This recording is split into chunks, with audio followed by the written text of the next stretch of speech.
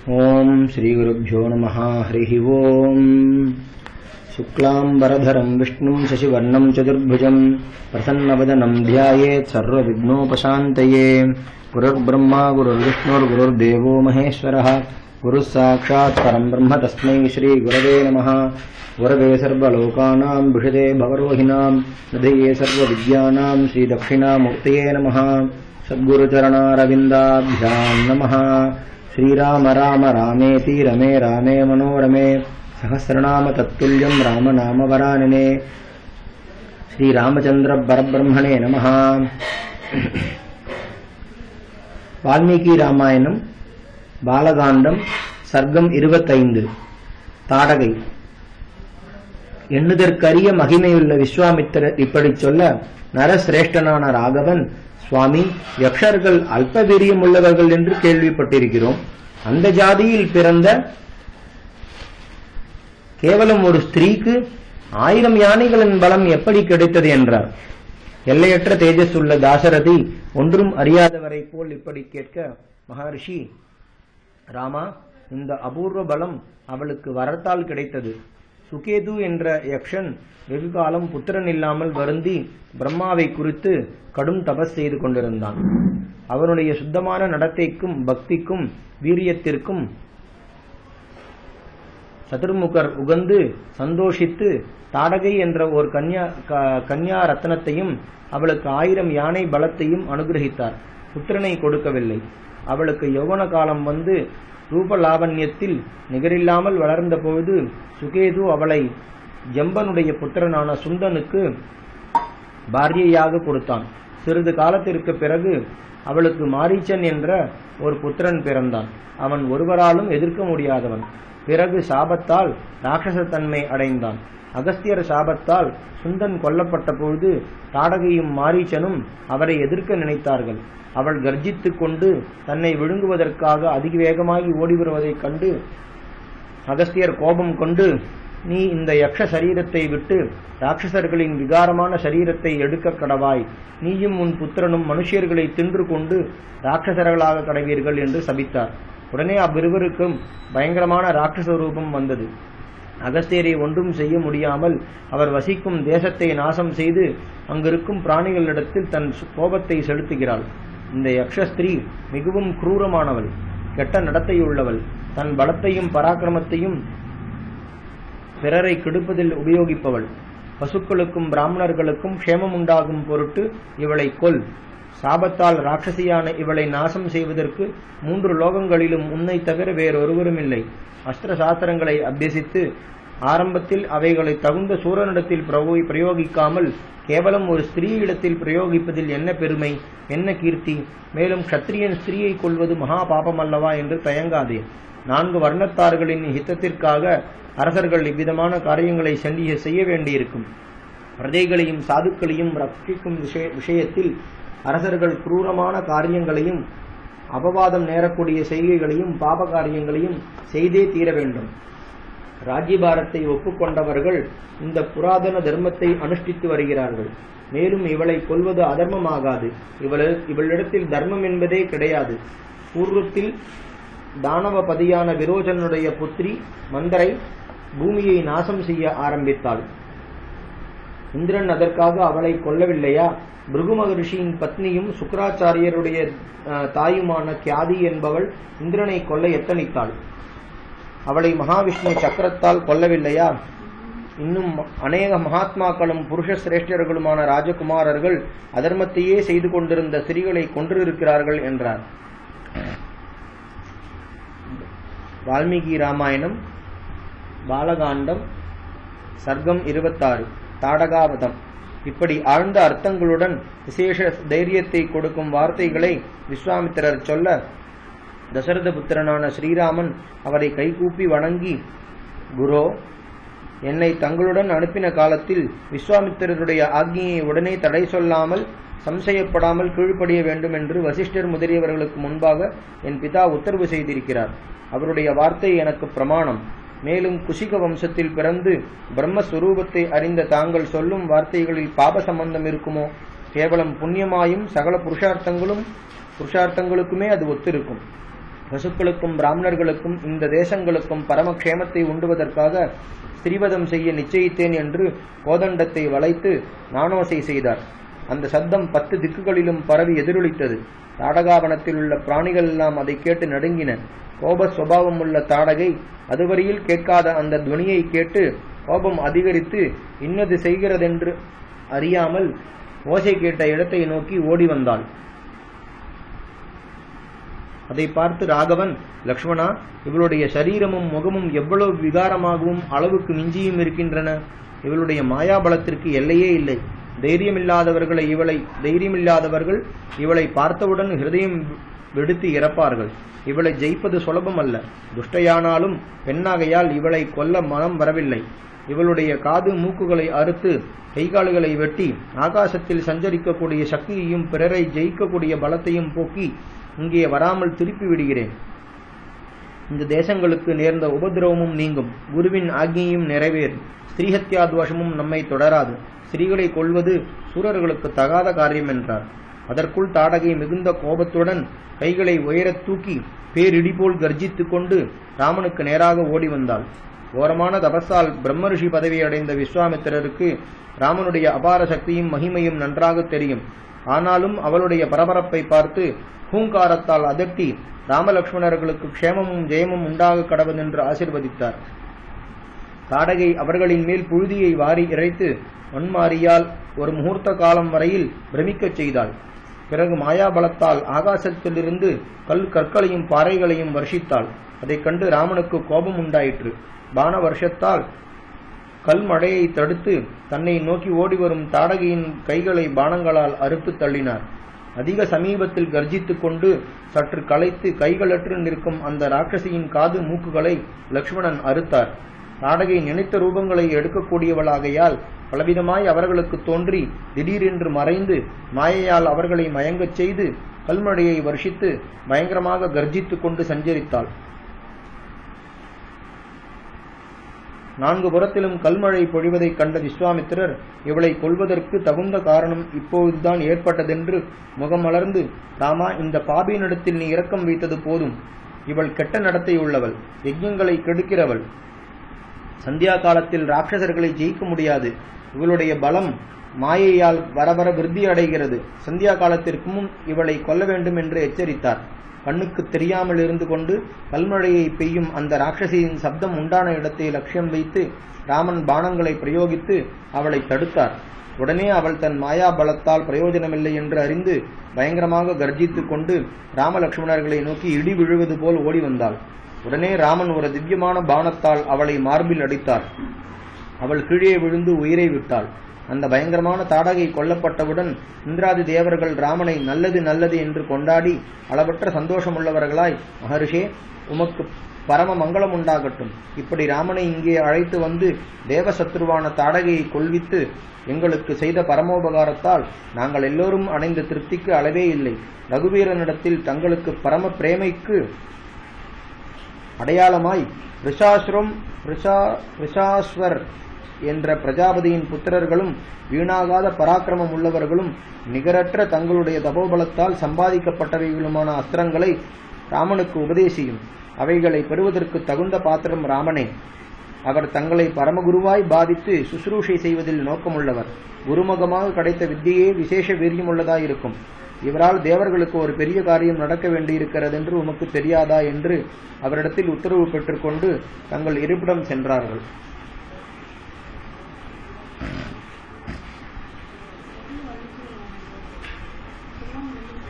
உட்காருங்க, இல்லை இதுல வந்து உட்காந்துக்கோ. நீ இங்க படுத்துக்கோ, ஒரு ஷால் எடுத்து போட்டிக்கோ. கொஞ்ச நேரம், இன்னும் அரை மணி நேரம் தான்.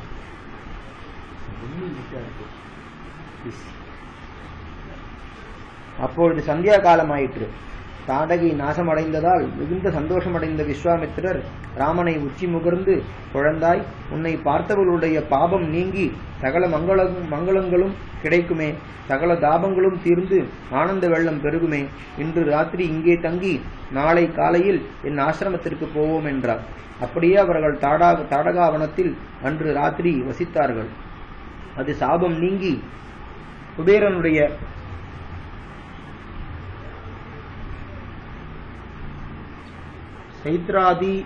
சைத்ராதம் என்ற உத்தியானத்தை போல் வெகு ரமணீயமாக விளங்கிற்று. யக்ஷபுத்திரியான தாடகையை சம்ஹரித்து தேவகணங்களால் கொண்டாடப்பட்டு ரகுவீரன் அன்று ராத்திரி விஸ்வாமித்திரருடன் அங்கே வசித்தார். மறுநாள் காலையில் அந்த முனிசிரேஷ்டர் ராம லக்ஷ்மணர்களை எழுப்பினார். வால்மீகி ராமாயணம் பாலகாண்டம் சர்க்கம் 27 திவ்யாஸ்திரங்களை உபதேசித்தது. பிறகு மகா கீர்த்திமானான விஸ்வாமித்திரர், என்ன ஆச்சரியம்! சர்வலோகநாதனும் சர்வ சக்திகளுக்கும் உற்பத்தி ஸ்தானமுமான ராமபத்ரனுக்கு அல்ப ஞானமும் அல்ப சக்தியும் உள்ள நான் குருவாயிருந்து அஸ்திரங்களை உபதேசிப்பது என்பது என்ன பரிகாசம்! ஆனால் இதுவும் பகவானுடைய திருவுள்ளமே. அவருடைய லீலா விசித்திரத்தை யார் அறிவார் என்று தனக்குள் சிரித்துக் கொண்டு ராமனை மதுரமாய் அழைத்து, தாசரதே, உன்னிடத்தில் எனக்குள்ள பிரீத்திக்கு அளவே இல்லை. உனக்கு சகல மங்களங்களும் உண்டாகட்டும். நிகரற்ற கீர்த்தியை அடைவாய். பரம பிரீதியுடன் எனக்கு தெரிந்த சகல அஸ்திரங்களையும் உனக்கு உபதேசிக்கிறேன். தேவாசுர கந்தர்வ உரக தைத்திய கணங்களையும் சகல சத்துருக்களையும் எதிர்த்து வசப்படுத்தி ஜெயிக்கக்கூடிய திவ்யாஸ்திரங்களை ஒன்று கூட பாக்கி இல்லாமல் உனக்கு உபதேசிக்கிறேன். தண்டசக்கரம், காலச்சக்கரம், தர்மசக்கரம், விஷ்ணு சக்கரம், ஐந்திராஸ்திரம், வஜ்ராஸ்திரம், சிவனுடைய உத்தமமான சூலம், பிரம்மாஸ்திரம், ஐஷீகாஸ்திரம், பிரம்மசிரஸ் என்ற அஸ்திரம், மோதகி சிகரி என்ற பிரகாசமுள்ள கதைகள், தர்மபாசம், காலபாசம், வருணபாசம், வருணாஸ்திரம், நீரிடி, நெருப்பிடி, பினாகாஸ்திரம், நாராயணாஸ்திரம் என்ற நாராயணாஸ்திரம், சிகரம் என்ற ஆக்னேயாஸ்திரம், பாதனம் என்ற வாயவ்யாஸ்திரம், ஹரசிரஸ் என்ற அஸ்திரம், கிரௌஞ்சாஸ்திரம், விஷ்ணு சக்தி, ருத்ரசக்தி, கங்காளாஸ்திரம், முசலாஸ்திரம், கபாலாஸ்திரம், கங்கணாஸ்திரம் இவை அசுரர்களால் உபயோகிக்கப்படும். கந்தமாதனம் என்ற கத்தியின் ரூபமான வித்யாதராஸ்திரம், மானவம், பிரசாவாபனம், பிரசமனம் என்ற காந்தர்வாஸ்திரம், சூர்யாஸ்திரம், தர்ப்பணம், சோஷணம், சந்தாபனம், விலாபனம், மதனம் என்ற மன்மதாஸ்திரங்கள், மோகனம் என்ற பைசாசாஸ்திரம், தாமசாஸ்திரம், சௌமனாஸ்திரம், சம்பர்த்தாஸ்திரம், மௌசலாஸ்திரம், சத்யாஸ்திரம், மாயாதராஸ்திரம், தேஜபாபம், பிறருடைய தேஜஸை அபகரிக்கும், சிசிரம் என்ற சந்திராஸ்திரம், சுதாமனம் என்ற துவஷ்டாவின் அஸ்திரம்,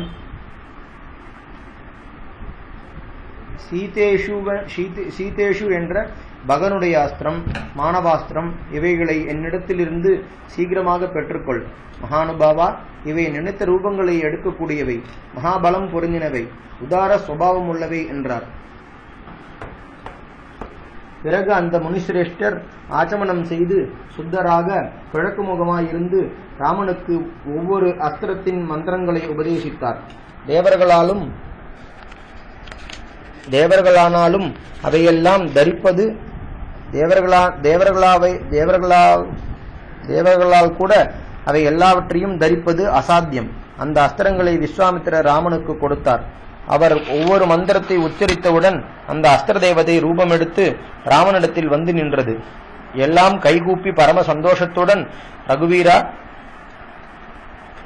நாங்கள் உன் ஆக்ஞையை நிறைவேற்ற கடமைப்பட்டவர்கள். உன்னிடத்தில் உதாரமான புத்தியை வைத்திருக்கிறோம் என்றன. ராமன் அவைகளின் கைங்கரியத்தை அங்கீகரித்து தான் சுவாதீனப்படுத்திக் கொண்டதற்கு அடையாளமாக அவைகளை தொட்டு, நான் நினைத்த போது நீங்கள் வரவேண்டும் என்று உத்தரவு கொடுத்து அனுப்பினார். பிறகு தன் ஆச்சாரியனான விஸ்வாமித்திர மகர்ஷியை பிரதட்சிண நமஸ்காரம் செய்து விதிப்படி பூஜித்து திவ்யாஸ்திரங்களை பெற்றதால் அதிகரித்த தேஜஸுடன் அங்கிருந்து போக புறப்பட்டார். வால்மீகி ராமாயணம் பாலகாண்டம் சர்க்கம் 28 உபசம்ஹாரங்களை உபதேசித்தது. ரகுவீரன் அஸ்திரங்களை விஸ்வாமித்திரரிடத்திலிருந்து பெற்றுக்கொண்டு சுத்தராக சந்தோஷத்தால் முகம் மலர்ந்து போய்க் கொண்டிருக்கையில், பகவன், தாங்கள் உபதேசித்த அஸ்திரங்களின் மகிமையால் தேவ அசுரர்களாலும் எதிர்க்க முடியாதவனானேன். ஆனால் இவைகளை பிரயோகித்த பிறகு மறுபடியும் உபசம்ஹாரம் செய்யும் விதத்தை உபதேசிக்க வேண்டும் என்று பிரார்த்தித்தார்.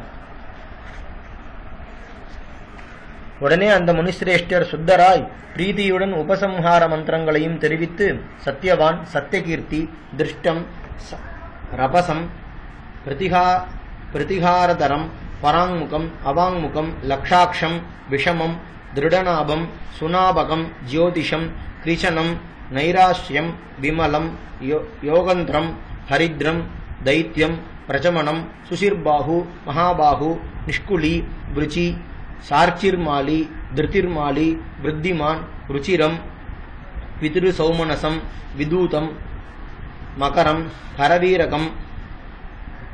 கரவீரகரம், தனம், தானியம், காமரூபம், காமருச்சி, மோகம், ஆவரணம், ஜிரும்பகம், சர்வநாபம், சந்தானம், வரணம் என்ற தேஜஸ்விகளான விருஷாஸ்வ புத்திரர்களை பெற்றுக்கொள். காமரூபிகளான இந்த மந்திர தேவதைகளை தரிப்பதற்கு நீயே பாத்திரம் என்றார். அப்படியே செய்கிறேன் என்று ராகவன் மனம் மகிழ்ந்து அந்த மந்திரங்களை பெற்றுக்கொண்டார். அவை ராகவனை வந்தடைந்தன. பிரகாசிக்கும் திவ்ய தேகங்களுடன் மனுஷிய ரூபம் எடுத்து சுகத்தை கொடுப்பவைகளாக தோன்றின. சில நெருப்பு தணல்களைப் போலவும், சில புகையைப் போலவும், சில சூரிய சந்திரர்களைப் போலவும் காணப்பட்டன. அவை யாவும் கைகூப்பி வணக்கமாய் மதுரமான ஸ்வரத்துடன், நரசிரேஷ்டா, இதோ வந்திருக்கிறோம், என்ன கட்டளையிடுகிறீர்கள், நாங்கள் என்ன செய்ய வேண்டும் என்று விஞ்ஞாபித்தன. ரகுநாதன் அவைகளை பார்த்து, நீங்கள் என் ஞாபகத்தில் இருங்கள், நான் நினைத்த பொழுது வந்து எனக்கு சகாயம் செய்யுங்கள், அதுவரை உங்கள் இஷ்டப்படி போங்கள் என்று உத்தரவு கொடுத்து அனுப்பினார். அவை ராமனை பிரதட்சிண நமஸ்காரம் செய்து அப்படியே செய்கிறோம் என்று அவரிடத்தில் உத்தரவு பெற்றுக்கொண்டு மறைந்தன. பிறகு ராமன் விஸ்வாமித்திரருடைய அனுமதியால் அந்த அஸ்திரங்களையும் உபசம்ஹாரங்களையும் லக்ஷ்மணனுக்கு உபதேசித்தார். பிரம்மா முதலான தேவகணங்கள் அஸ்திர ரூபங்களாக ராமனுக்கு விஸ்வாமித்திரரால் உபதேசிக்கப்பட்டு அவருக்கு பணிவிடை செய்தார்கள்.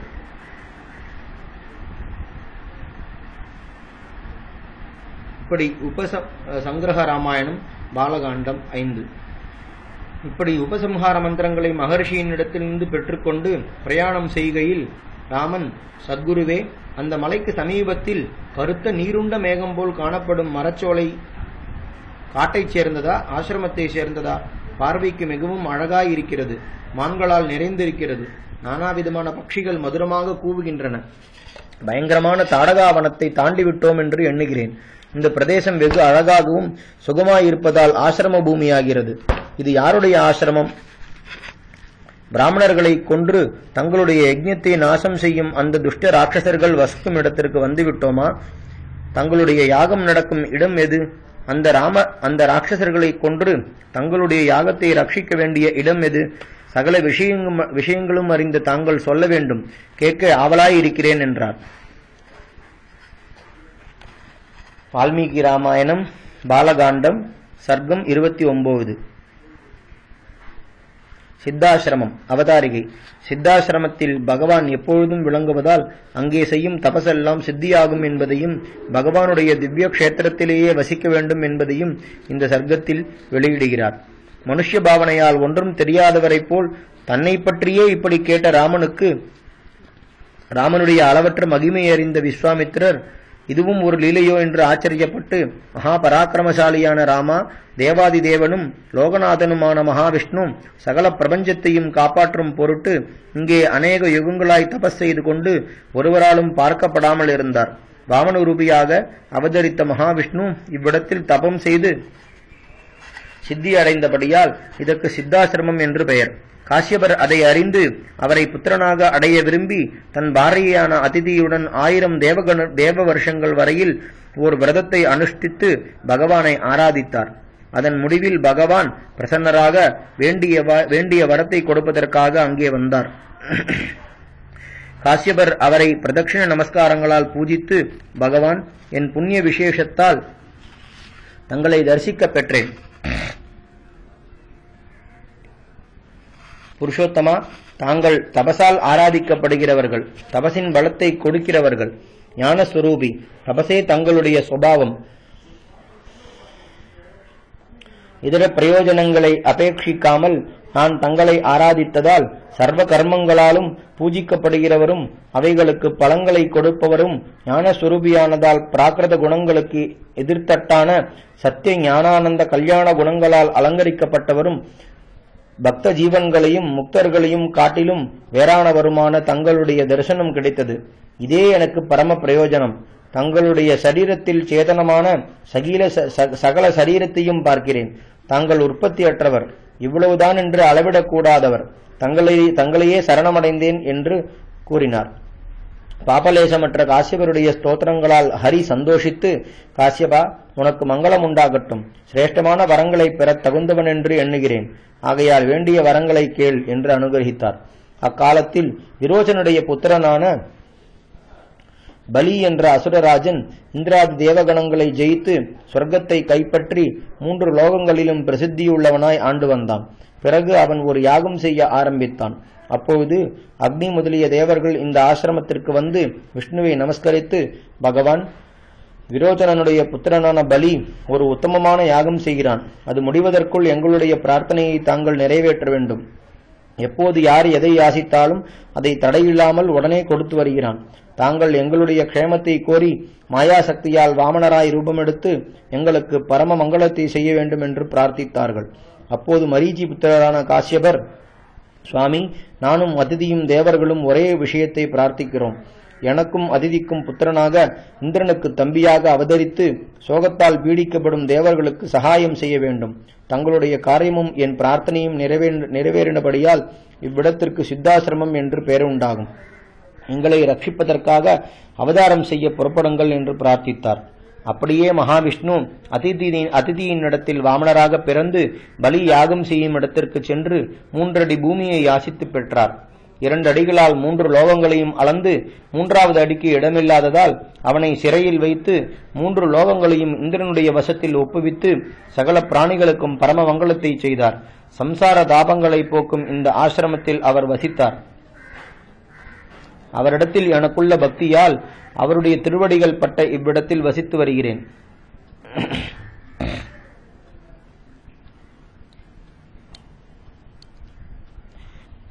சமீபத்தில் இருக்கும் காமாசிரமத்தை விட்டு இங்கு இருக்க காரணம் என்னவென்றால், விஷ்ணுவை தவிர வேறு பரதெய்வமில்லை என்பது என் கருத்து என்று கோவிந்தராஜியம். இது வைஷ்ணவ மத அபிமானத்தால் சொல்லப்பட்டது. பிரம்மஜானியும் காயத்ரி மகாமந்திரத்திற்கு ரிஷியுமான விஸ்வாமித்திரருக்கு வேத புத்தியும் சிவத்வேஷமும் இருக்க நியாயமில்லை. என் யஜ்ஞத்தை கெடுக்கும் ராட்சசர்கள் இங்கே வருகிறார்கள். நீ அவர்களை இங்கே கொல்ல வேண்டும். சித்தாசிரமத்திற்கு இன்று போய் சேருவோம். அது எனக்கு எவ்வளவு சுவாதீனமோ உனக்கும் அவ்வளவு சுவாதீனம்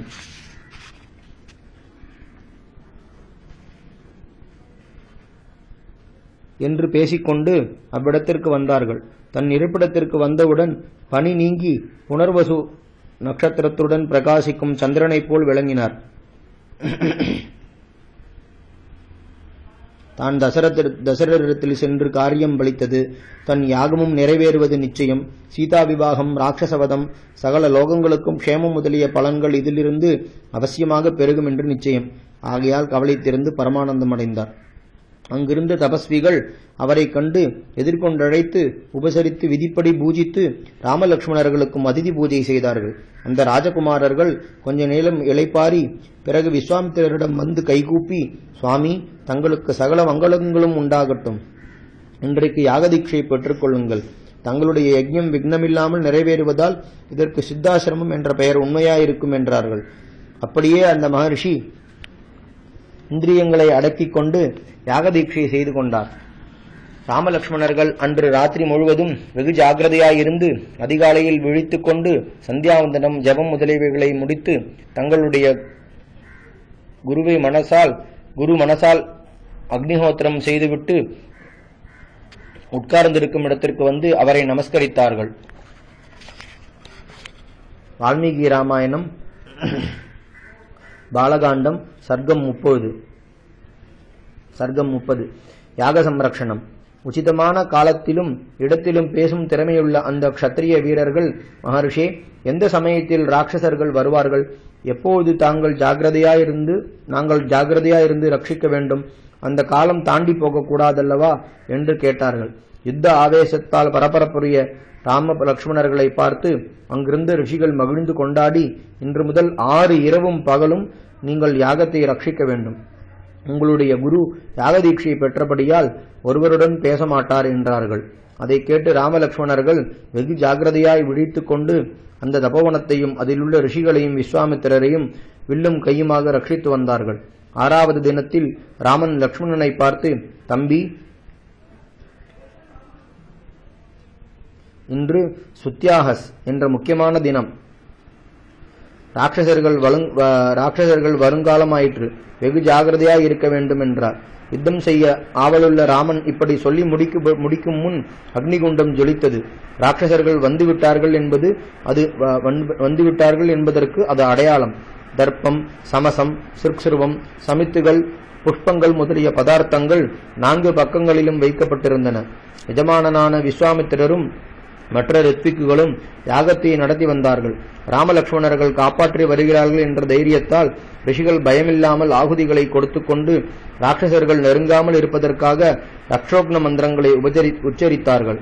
ஆகையால் மாரீச்சன், சுபாகு முதலியவர்கள் யாகசாலைக்குள் வர முடியாமல் ஆகாசத்தில் நின்று கொண்டு நீருண்ட மேகங்கள் கர்ஜிப்பது போல் கூவிக்கொண்டு மாயாபலத்தால் கொழுப்படைந்து இரத்த மழை பொழிந்தார்கள். யாகவேதி ரத்தத்தால் சிவந்தது. ராமலக்ஷ்மணர்களுடைய நேத்திரங்களும் கோபத்தால் சிவந்தன. ராமன் அதிவேகமாய் ஓடி வந்து பார்த்தார். ராட்சசர்கள் ஆகாசத்தில் இருந்து பூமிக்கு வேகமாய் வந்து கொண்டிருந்தார்கள். அதைக் கண்டு ராமன், லக்ஷ்மணா, நரமாம்சத்தை தின்று ரத்தத்தை குடிக்கும் இந்த துஷ்ட ராட்சசர்களின் மேல் மானவாஸ்திரத்தை பிரயோகித்து பெரும் காற்று மேகங்களை சிதற அடிப்பது போல் துரத்துகிறேன் பார் என்று வெகு பிரகாசமுள்ள மானவாஸ்திரத்தை மாரீச்சனுடைய மார்பை நோக்கி பிரயோகித்தார். அது அவனை 100 யோஜனைக்கு அப்பால் தள்ளிக்கொண்டு போய் சமுத்திரத்தில் அழுத்திற்று. அவன் பிரக்ஞையேற்று மூச்சு திணறி அஸ்திரத்தால் அடிக்கப்பட்டு பலமிழந்து தத்தளிப்பதைக் கண்டு ராமன், லக்ஷ்மணா, மானவாஸ்திரத்தின் மகிமையை பார். என் எண்ணத்தை அறிந்து இது மாரீச்சனை கொல்லாமல் மயக்கி இழுத்து கொண்டு போகிறது. யாக யஜ்யங்களை நாசம் செய்து ரிஷிகளை கொன்று இரத்தத்தை குடிக்கும் இந்த பரமதுஷ்ட ராட்சசர்கள் மிகுந்திருக்கிறார்கள். இவர்களை உயிருடன் விடக்கூடாது என்று அற்புதமான ஆக்னேயாஸ்திரத்தை எடுத்து சுபாகுவின் மார்பில் அடித்தார். அவன் உடனே பூமியில் விழுந்து இறந்தான். மற்றவர்களை வாயுவியாஸ்திரத்தால் கொன்றார். இப்படி 2 சிறுவர்கள் மலை போன்ற கோர ராட்சசர்களை அதிசீக்கிரத்தில் நாசம் செய்ததை பார்த்து கொண்டிருந்த மகரிஷிகள் அளவற்ற ஆச்சரியத்தையும் சந்தோஷத்தையும் அடைந்து தேவராஜன் அசுரர்களை ஜெயித்த போது ரிஷிகள் பூஜித்தது போல் அவர்களை கொண்டாடினார்கள். தன் யாகம் விக்னமில்லாமல் முடிந்ததையும் சகல திக்குகளும் உபதிரவமில்லாமல் விளங்குவதையும் கண்டு விஸ்வாமித்திரர், ராமா, மகா பராக்கிரமசாலியே, மகா கீர்த்திமானே, என் எண்ணங்களை நிறைவேற்றினாய். உன் பிதாவின் உத்தரவுப்படி நடந்தாய். உன்னிடத்தில் எனக்கு பரம பிரீதி உண்டாயிருக்கிறது. இவ்விடத்திற்கு சித்தாசிரமம் என்ற பெயர் உன்னால் உறுதிப்பட்டதென்றார்.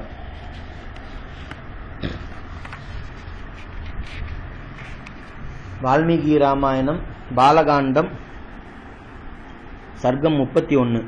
மிதிலைக்கு பிரயாணம் செய்தது. அவதாரிகை தாடகை, மாரீச்சன், சுபாகு முதலிய ராட்சசர்களை சுலபமாய் கொள்ளும் சக்தி விஸ்வாமித்திரருக்கு உண்டு. ஆனால் ராமனுடைய மகிமையை லோகத்திற்கு வெளிப்படுத்துவதற்கும் அந்த ராட்சசர்களுக்கு நேர்ந்த சாபத்தை தீர்த்து உத்தம கதியை கொடுப்பதற்கும் ராமனை அழைத்து வந்து யாகத்தை ரட்சிக்கிறதென்ற வெளிப்படையான காரணத்தை கொண்டு அவர்களை கொல்லுவித்தார்.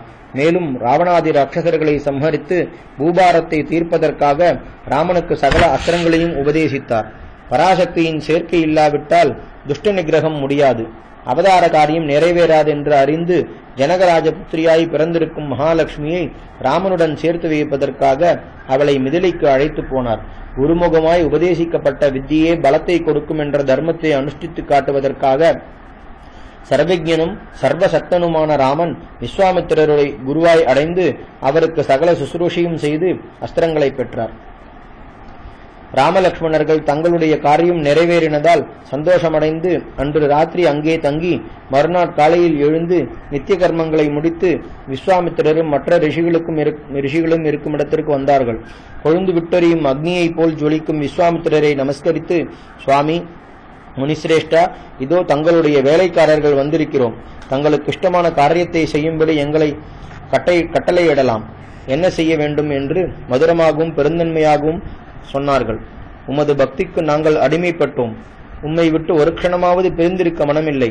ராஜபுத்திரர்களை அடிக்கடி வேலையிடலாமோ என்று சந்தேகப்பட வேண்டாம். பஞ்சத்தில் ஒரு கூடை நெல்லை கொடுத்து வாங்கின ராஜபுத்திரனை பஞ்சம் தெளிந்த பிறகு அதே விலைக்கு கேட்டால் திருப்பி கொடுப்பார்களா? வாங்கினவன் எந்த வேலையை செய்ய சொன்னாலும் ஆக்ஷேபிக்காமல் சந்தோஷமாய் செய்ய வேண்டுமல்லவா என்றார்.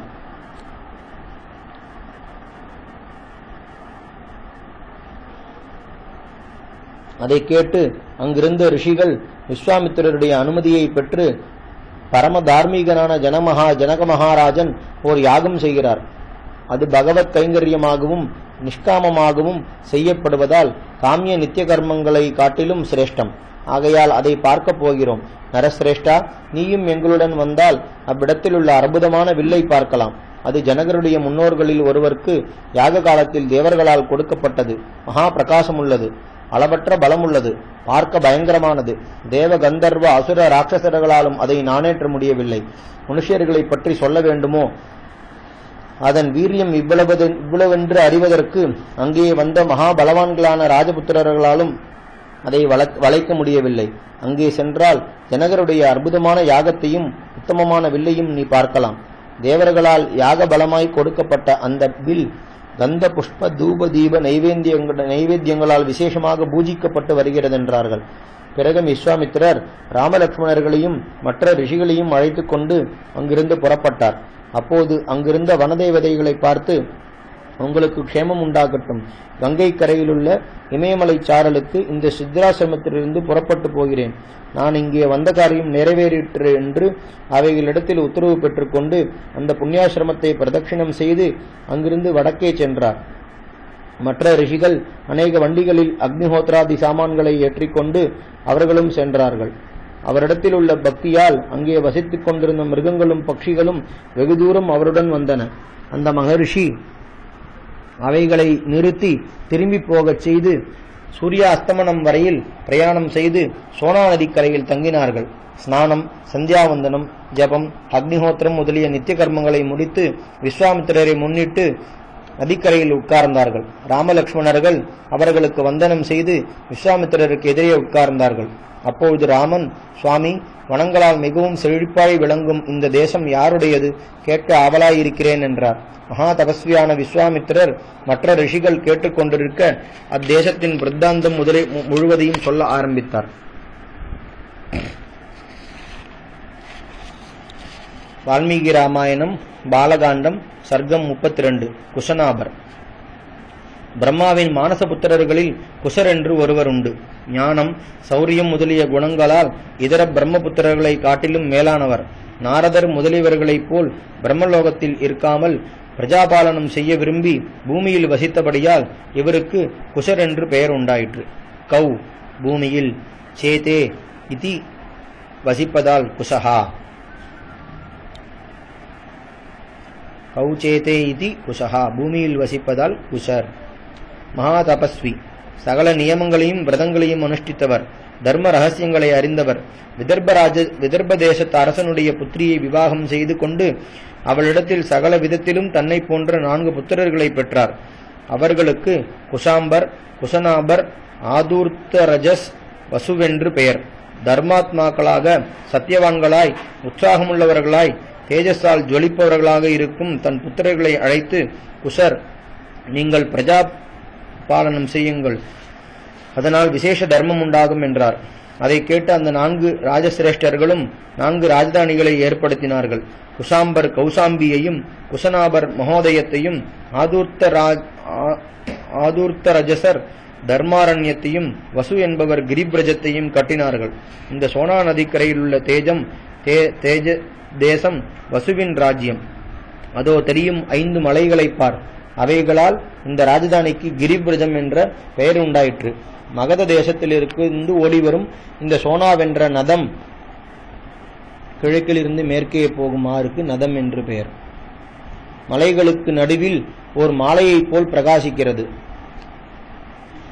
இதன் 2 கலைகளிலும் உள்ள நிலங்கள் மிகவும் செழிப்புள்ளவை, புண்ணிய கஷேத்திரங்கள். குஷனாபர் என்ற ராஜரிஷி கிருதாச்சி என்ற அப்சரசரிடத்தில் 100 பெண்களை பெற்றார்.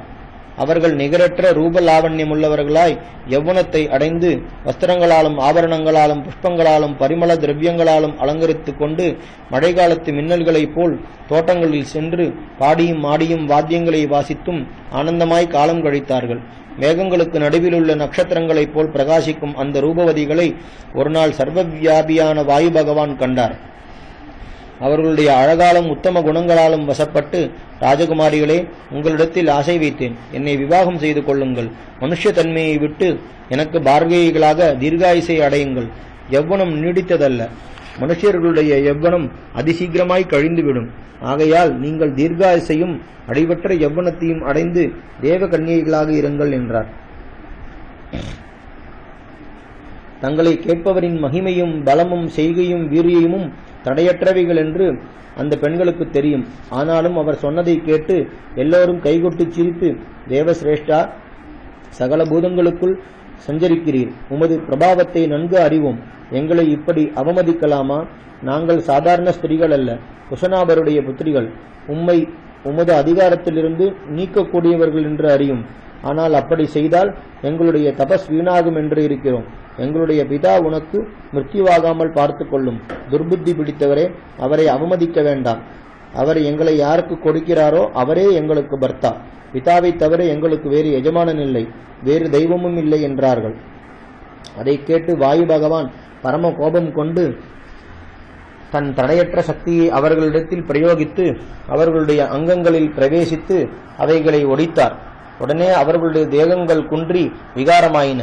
அவர்கள் மனம் நொந்து கர்வம் அழிந்து பயம் பிடித்து வெட்கத்தால் தலை குனிந்து கண்ணீர் பெருக குசராபரிடத்தில் சென்று பூமியில் விழுந்து கோவென்று அலறினார்கள்.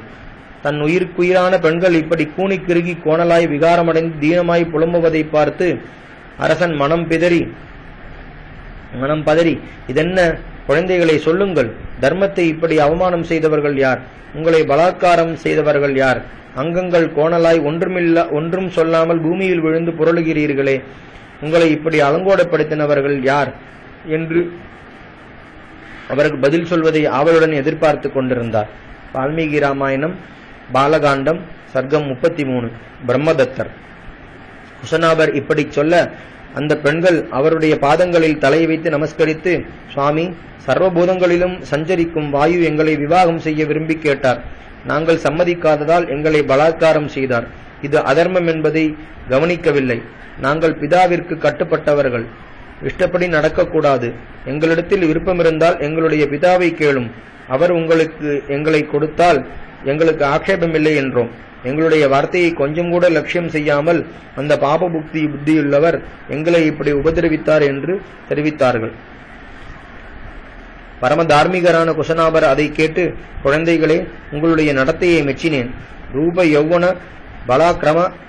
பல பராக்கிரம ஐஸ்வர்யங்களில் குறைவில்லாத புருஷன் ஸ்திரீகளை வலுவில் பிரார்த்திக்கும் பொழுது அவர்கள் உட்படாமல் இருப்பது ஆச்சரியம்.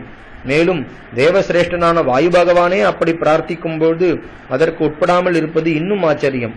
தன்னை போல் உங்களையும் ஜனன மரணம் இல்லாமல் நித்திய யௌவனம் உள்ளவர்களாய் செய்கிறேன் என்று சொல்லியும் அவனுக்கு உட்படாமல் இருப்பது இன்னும் ஆச்சரியம். 100 பெண்கள் ஒரே மனசாய் கலகம் இல்லாமல், பொறாமை இல்லாமல், அசூயை இல்லாமல் அப்படி செய்வது இன்னும் ஆச்சரியம். மேலும் இந்திராதி தேவர்களை நாசம் செய்யும் சக்தி இருந்தும் வெறுக்கக்கூடாத அவமானத்தையும் கருதியையும் அடைந்தும் கோபத்திற்கு இடங்கொடாமல் அபராதியை கிரூரமாக தண்டிக்காமல் எல்லோரும் பொறுமையுடன் இருப்பது இன்னும் ஆச்சரியம். அபூர்வமான காரியத்தை செய்தீர்கள். நமது குல தர்மத்தையும் கீர்த்தியையும் காப்பாற்றினீர்கள். ஸ்திரீகளுக்கும் புருஷர்களுக்கும் பொறுமையை காட்டிலும் மேலான ஆபரணம் இல்லை. மனுஷியர்கள் செய்த அபராதங்களை பொறுப்பதற்கே மனம் வராது. தேவர்கள் மனுஷியர்களுக்கு அபராதம் செய்து அவர்களை சிக்ஷிக்கப்படும் ஸ்திதியில் இருந்தால் அவர்களை மன்னிப்பதற்கு மனம் வருவது மிகவும் கஷ்டம். பொறுமையே தானம், பொறுமையே யஜ்ஞம், பொறுமையே சத்தியம், பொறுமையே கீர்த்தி, பொறுமையே தர்மம், பொறுமையே ஜெகத்தை காப்பாற்றுகிறது என்று அவர்களை புகழ்ந்து அந்த புறத்திற்கு அனுப்பிவிட்டு மந்திரிகளை அழைத்து அந்த கன்னிகைகளுக்கு விவாகம் செய்வதை பற்றி, அதற்கு தகுந்த தேச காலங்களையும் வரன்களையும் பற்றி ஆலோசித்துக் கொண்டிருந்தார். அக்காலத்தில் சூலி என்ற மகரிஷி பிரம்மச்சரிய விரதத்தை அனுஷ்டித்துக் கொண்டு பல அபேட்சை இல்லாமல் தபஸ் செய்து கொண்டிருந்தார். ஊர்மிளையின் புத்திரியான சோமதை என்ற கந்தர்வ ஸ்திரீ அவருக்கு சகல சுசுரூஷையும் செய்து வந்தாள். அதனால் அவர் சந்தோஷமடைந்து, பெண்ணே, உனக்கு மங்களம் உண்டாகட்டும், நான் என்ன செய்ய வேண்டும் என்று கேட்க, அவள், சுவாமி, தாங்கள் மகா தபஸ்வி, பிரம்மாவிற்கு சமானர், பிரம்ம தேஜஸால் ஜொலிக்கிறீர்கள். உங்களால் பிரம்ம தேஜஸ் உள்ள புத்திரனை அடைய விரும்புகிறேன். எனக்கு இதுவரையில் விவாகம் இல்லை, நான் ஒருவருடைய பாரியையும் இல்லை என்று பிரார்த்தித்தாள். அவர் பிரம்மதத்தன் என்ற ஒரு மானச புத்திரனை அவளுக்கு அனுகிரகித்தார். அவர் தேவராஜன் சொர்க்கத்தை ஆள்வது போல் காம்பில்லையில் அரசு செலுத்தி வந்தார். அந்த பிரம்மதத்தருக்கு தன் 100 பெண்களையும் கன்னியாதானம் செய்வதாக தார்மீகரான குசனாபர் நிச்சயித்து அவரை உபசாரத்துடன் வருவித்து தன் புத்திரிகளை அவருக்கு பாரியைகளாக கொடுத்தார். பிரம்மதத்தர் அவர்களை விதிப்படி பாணிகிரகணம் செய்தார். மகேந்திரனுக்கு சமமான ஐஸ்வர்யத்தை உடைய அந்த ராஜசிரேஷ்டர் அவர்களை தொட்டவுடன் அவர்களுடைய அங்கங்களின் விகாரம் நீங்கி உபதிரவமற்று அவர்கள் அளவற்ற காந்தியுடன் விளங்கினார்கள். வாயுவால் அவர்களுக்கு நேர்ந்த பீடை நீங்கினதாலும் சர்வோத்தமமான வரன் தனக்கு கிடைத்ததாலும் குசனாபர் பரமானந்தம் அடைந்தார். பிறகு தன் உபாத்தியாயர்களுடன் பிரம்மதத்தரையும் தன் பெண்களையும் விசேஷ கௌரதையுடன் காம்பில்யைக்கு அனுப்பினார். சோமதை தன் புத்திரனுக்கு தகுந்த இடத்தில் விவாகமானதையும் தன் நாட்டு பெண்களின் ரூப லாவண்யங்களையும் குணங்களையும் ஐஸ்வர்யத்தையும் நினைத்து நினைத்து அளவற்ற சந்தோஷமடைந்தாள். அந்த பெண்களை பிரீதியுடன் ஆலிங்கனம் செய்து அடிக்கடி தடவி கொடுத்து அவர்களின் பிதாவான குசனாபரை கொண்டாடினாள்.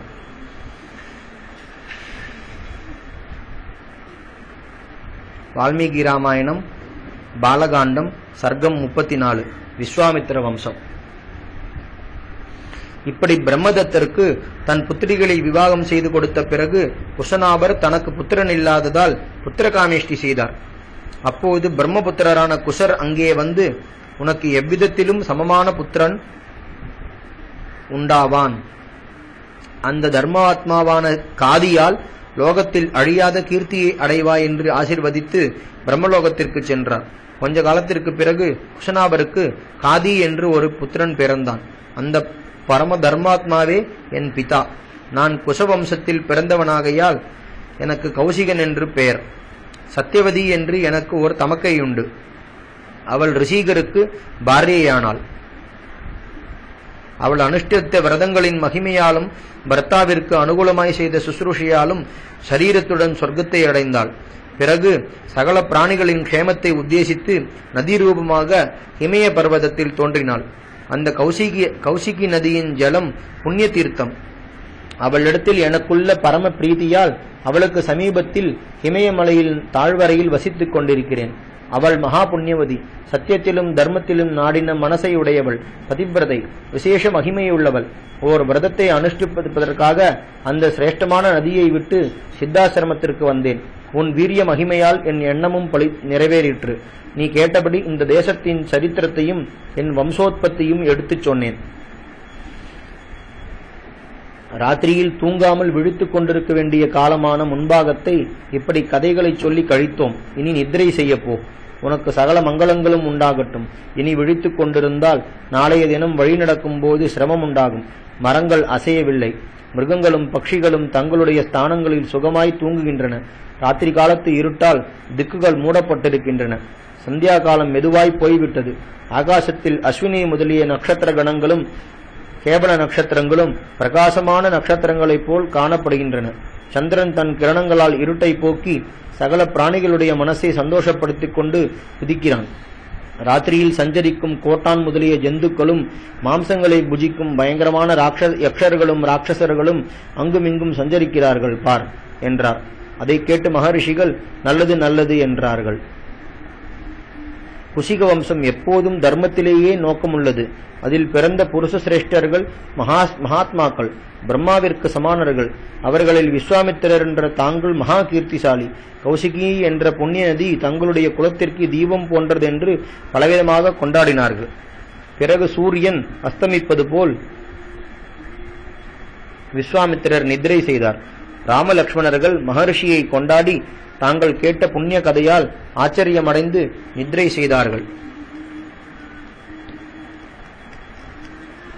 வால்மீகி ராமாயணம் பாலகாண்டம் சர்க்கம் 35 கங்கை அவதாரிகை. தன் பாத கமலங்களிலிருந்து உண்டான கங்கையின் மகிமையை லோகத்தார்களுக்கு ராமன் தெரியப்படுத்துகிறார். அன்று ராத்திரி விஸ்வாமித்திரர் மகரிஷிகளுடன் சோனா நதிக்கரையில் வசித்து விடியற்காரையில் ராமனை அழைத்து, ராத்திரி காலம் முடிந்தது, சந்தியா காலத்தின் முன்பாகம் நடக்கிறது, எழுந்திரு, பிரயாணத்திற்கு சித்தமாக வேண்டும் என்றார். உடனே ராமலட்சுமணர்கள் எழுந்து நித்திய கர்மங்களை முடித்து பிரயாணம் செய்த தயாராகி, மகர்ஷே, இந்த சோனா நதிக்கரையின் ஜலம் மிகவும் ரமணீயமாக அதிக ஆழமில்லாமல் மணல் திட்டுகளால் அலங்கரிக்கப்பட்டிருக்கிறது. ஓடமில்லாமலேயே இதை தாண்டலாம். எந்த வழியாய் போக வேண்டும் என்றார். விஸ்வாமித்திரர், அதோ மகரிஷிகள் போகிறார்களே, அதுதான் நான் குறிப்பிட்ட மார்க்கம் என்றார். பிறகு எல்லோரும் அந்த நதியை தாண்டி வெகு தூரம் நடந்து மத்தியான சமயத்தில் தபஸ்விகளால் நிறைந்த கங்கை கரைக்கு வந்து அந்த புண்ணிய நதியை தரிசித்து சந்தோஷமடைந்தார்கள். அங்கே எல்லோரும் தங்கி சகல பாபங்களையும் போக்கக்கூடிய அதன் சுபஜலத்தில் ஸ்நானம் செய்து விதிப்படி தேவரிஷி பிதிரு தர்ப்பணங்களை செய்து பஞ்சமகா யஜ்யங்களையும் அக்னிஹோத்திரங்களையும் முடித்து அமிர்தத்தை போன்ற ஹவிசை புஜித்தார்கள். ஹம்சங்கள் முதலிய நீர்ப்பறவைகளால் நிறைந்த கங்காதீரத்தில் ஒரு சுத்தமான இடத்தில் எல்லோரும் விஸ்வாமித்திரரை சூழ்ந்து உட்கார்ந்தார்கள். அப்போது ரகுநாதன் விஸ்வாமித்திரரை வணங்கி, பகவான், இந்த கங்கையின் உற்பத்தி எப்படி? இதற்கு திரிபதா என்று பெயர் கிடைத்தது எப்படி? இது 3 லோகங்களிலும் வியாபித்து பிறகு எப்படி சமுத்திரத்தை அடைந்தது? என்னிடத்தில் கிருபை செய்து இதை சொல்ல வேண்டும் என்றார். அப்போது விஸ்வாமித்திரர் கங்கையின் பிறப்பு வளர்ப்பை சொல்ல ஆரம்பித்தார். ராமா, பர்வதராஜனும் சகல தாதுக்களுக்கும் உற்பத்தி ஸ்தானமுமான ஹிமவான் மேரு பர்வதத்தின் புத்திரியான மனோரமையினிடத்தில் கங்கை, உமை என்ற நிகரற்ற பெண்களை பெற்றார். அவர்கள் ரூப ராவண்யங்களாலும் நற்குணங்களாலும் சகல ஸ்திரீகளையும் மிஞ்சினவர்கள். ஸ்நானம், பானம்,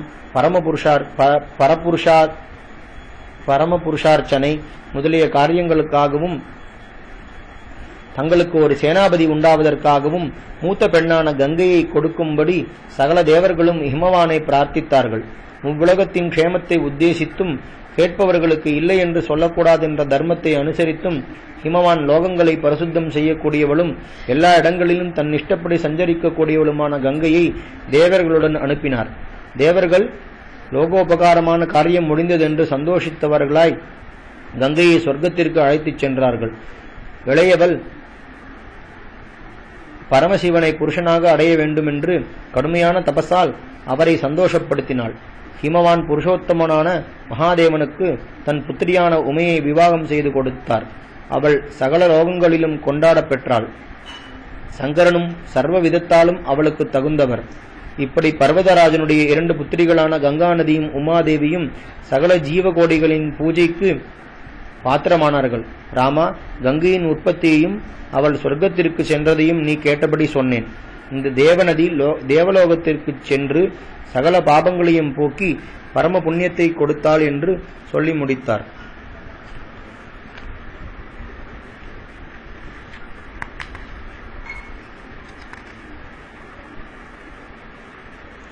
ஹரிஹி ஓம்.